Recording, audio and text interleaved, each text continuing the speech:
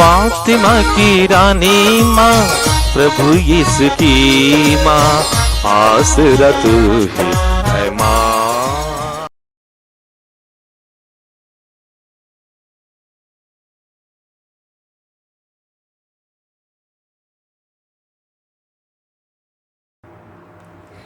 पहला पाठ नबी इसायास का ग्रंथ, अध्याय 6, पद संख्याएं 1 से 8 तक। राजा उज्जैया के देहांत के वर्ष मैंने प्रभु को एक ऊंचे सिंहासन पर बैठा हुआ देखा। उसके वस्त्र का पल्ला मंदिर का पूरा फर्श ढक देता था। उसके ऊपर सेराफिम विराजमान थे। उनके 6 पंख थे और वे एक दूसरे को पुकार कर यह कहते थे, पवित्र पवित्र है विश्वमंडल का प्रभु, उसकी महिमा समस्त पृथ्वी में व्याप्त है। पुकारने वाले की आवाज से मंदिर द्वार की नींव हिल उठी और मंदिर धुएं से भर गया। मैंने कहा, हाय हाय, मैं नष्ट हुआ, क्योंकि मैं तो अशुद्ध होठों वाला मनुष्य हूँ। अशुद्ध होठों वाले मनुष्यों के बीच रहता हूँ और मैंने विश्वमंडल के प्रभु राजाधिराज को अपने आंखों से देखा है। एक सेराफिम उड़कर मेरे पास आया। उसके हाथ में एक अंगार था, जिसे उसने चिमटे से बेदी पर से ले लिया था। उससे मेरा मुंह छूकर उसने कहा, देखिए, अंगार ने आपके होठों का स्पर्श किया है। आपका पाप दूर हो गया है और आपका अधर्म मिट गया है। तब मुझे प्रभु की वाणी यह कहते हुए सुनाई पड़ी, मैं किससे भेजूं? हमारा संदेश वाहक कौन होगा? और मैंने उत्तर दिया, मैं प्रस्तुत हूँ, मुझको भेज। प्रभु की वाणी। ईश्वर को धन्यवाद। भजन अनुवाक्य। प्रभु प्रताप से विभूषित होकर राज्य करता है। प्रभु प्रताप से विभूषित होकर राज्य करता है। प्रभु प्रताप से विभूषित होकर राज्य करता है। उसने सामर्थ्य धारण कर लिया है। अनुवाक्य। प्रभु प्रताप से विभूषित होकर राज्य करता है। प्रभु प्रताप से विभूषित होकर राज्य करता है। तूने पृथ्वी को सुदृढ़ और सुस्थिर बनाया है। तेरा सिंहासन प्रारंभ से ही सुदृढ़ है। हे प्रभु, तू अनादि काल से विद्यमान है। अनुवाक्य। प्रभु प्रताप से विभूषित होकर राज्य करता है।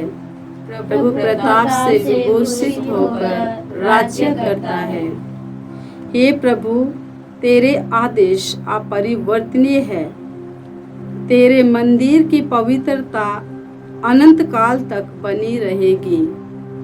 अनुवाक्य।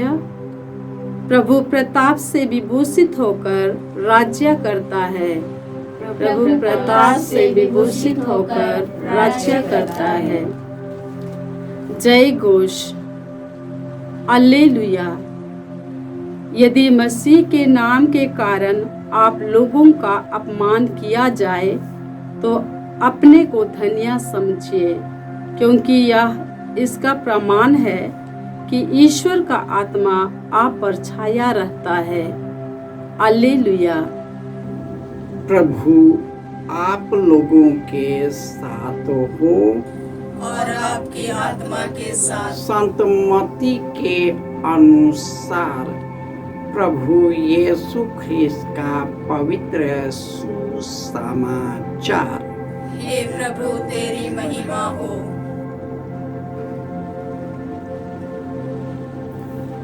अध्याय 10 पद संख्याएं 24 से 33। यीशु ने अपने प्रेरितों से यह कहा, न शिष्य गुरु से बड़ा होता और न सेवक अपने स्वामी से। शिष्य के लिए अपने गुरु जैसा और सेवक के लिए अपने स्वामी जैसा बन जाना ही बहुत है। यदि लोगों ने घर के मालिक को बेलजबूल कहा है तो वे उसके घर वालों को क्या नहीं कहेंगे। इसे उनसे नहीं डरो, ऐसा कुछ भी गुप्त नहीं है जो प्रकाश में नहीं लाया जाएगा, और ऐसा कुछ भी छुपा हुआ नहीं है जो प्रकट नहीं किया जाएगा। मैं जो कुछ तुमसे अंधेरे में कहता हूँ उसे तुम उजाले में सुनाओ। जो तुम्हें फुसफुसाहटों में कहा जाता है उसे तुम पुकार पुकार कर कह दो।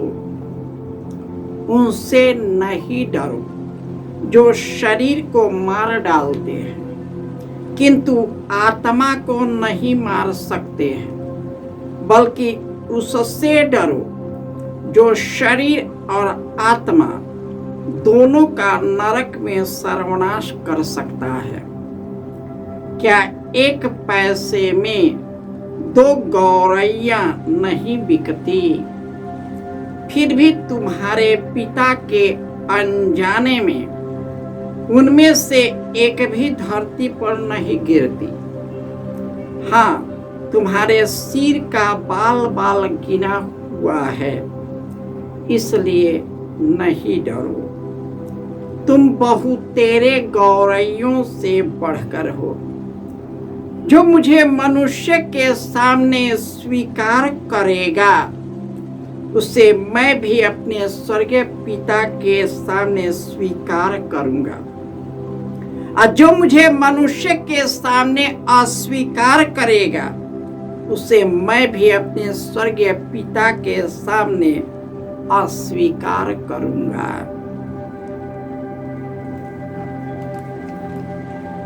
यह प्रभु का सुसमाचार है। हे क्रिस्त तेरी स्तुति हो। ख्रिस्त में प्यारे भाइयों और बहनों, प्रभु ईश्वर प्रताप से विभूषित होकर राज्य करता है। वह अपने सामर्थ्य के द्वारा पृथ्वी की को सुदृढ़ और सुंदर बनाया है। उसका सिंहासन प्रारंभ से ही सुदृढ़ है। वह अनादि काल से विद्यमान है। वह अपरिवर्तनीय है। उसकी पवित्र मंदिर अनंत काल तक बनी रहती है।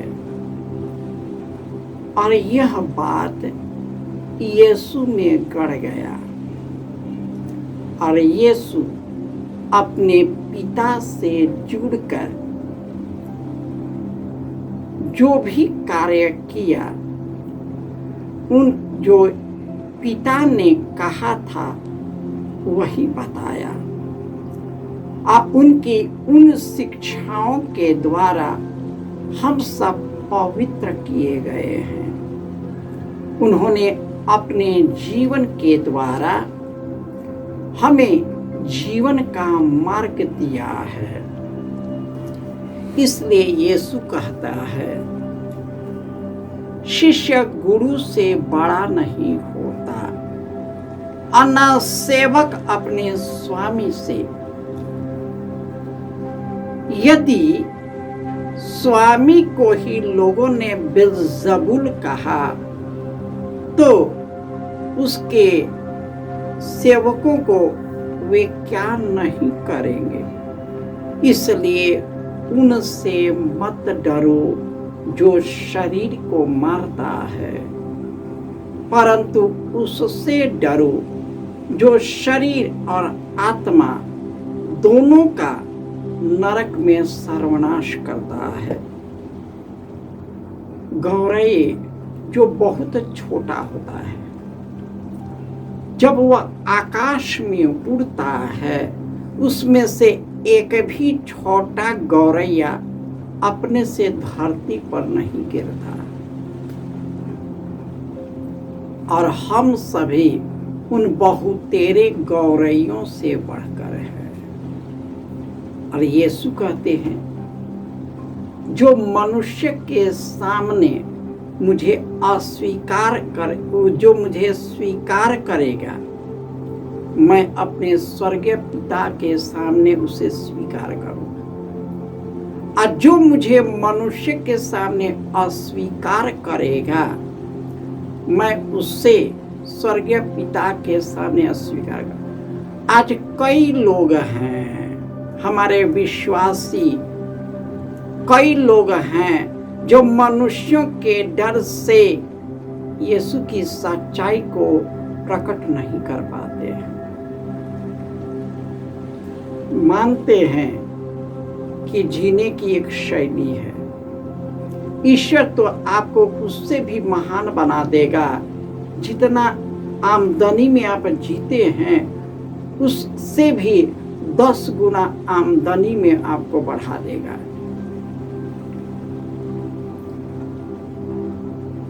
और यदि हम यीशु में विश्वास करते हैं तो हम कैसे उसको दुत्कार देते हैं। हम लोग नीरे मनुष्य से डरते हैं, मरणशील मनुष्य से डरते हैं। जो मारेगा वो भी मरेगा, कभी अमर नहीं होगा। और डर से उसके सामने हम यीशु को त्याग देते हैं। हम में से कितने ही हैं सामाजिक कार्यकर्ता यीशु के नाम लेने से बहुत डरते और घबराते हैं। हम सभी धर्मों का आदर करते हैं, लेकिन हम अपना विश्वास नहीं छिपाते। लेकिन कई लोग छिपाते हैं, डर से छिपाते हैं, उसमें विश्वास नहीं है इसलिए छिपा लेते हैं। और यीशु कहा है, जो मनुष्य के सामने मुझे अस्वीकार करेगा, मैं उसे अपने स्वर्गीय पिता के सामने अस्वीकार करूंगा। स्पष्ट है, मैं इस पर विश्वास करते हैं। कोई करे या ना, मैं करता हूं। क्या करेगा भैया? छोटी छोटी लाभ के लिए हम लोग यीशु को भुला देते हैं। और जो स्वर्ग और पृथ्वी विश्वमंडल जो प्रताप से इस दुनिया को चलाता है, हम मनुष्य अपने हाथ से सूर्य को कुछ कर नहीं सकता है, चंद्रमा को कुछ नहीं कर सकता, अपने से ये समुद्र के लहरों को कुछ नहीं कर सकता, हमारी शक्ति से परे है। लेकिन ईश्वर उसको अपने हाथों से कायम में रखता है। हम उसको भुला दिया, उसको भुला दिया। केवल क्षण भंगुर सुख के पीछे पागल हो गया। ये तो मर जाएगा, ये सब कुछ रहेगा नहीं, कुछ भी नहीं रहेगा। और इसी के पीछे हम दीवाना है। डर के क्यों जीते हैं?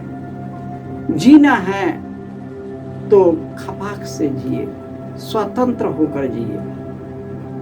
किसी नीरे मनुष्य के डर से मत डरिए। जो पापी है उसके हाथ से मत डरिए। चाहे हमारा जान भी ले लेगा, लेकिन हम तो चले जाएंगे। लेकिन यदि वह व्यक्ति मुझे मारते हुए भी जीवित है तो वह जीवित लाश है, क्योंकि उसने ईश्वर को त्याग दिया। वह भटकता फिरता रहेगा, शराब पीता पीता रहेगा, कुकर्म करता करते करते इस दुनिया को छोड़ जाएगा। प्रभु हमको नहीं छोड़ता, हमको नहीं त्यागता। वह उतना टाइट नहीं करता जितना मनुष्य करता है। अब बताइए, दुख देने वाला मनुष्य है, वह दुख देने वाला मनुष्य कौन है? जिसमें ईश्वर निवास नहीं कर रहा है, शैतान के वश में, पाप के बंधनों के में है।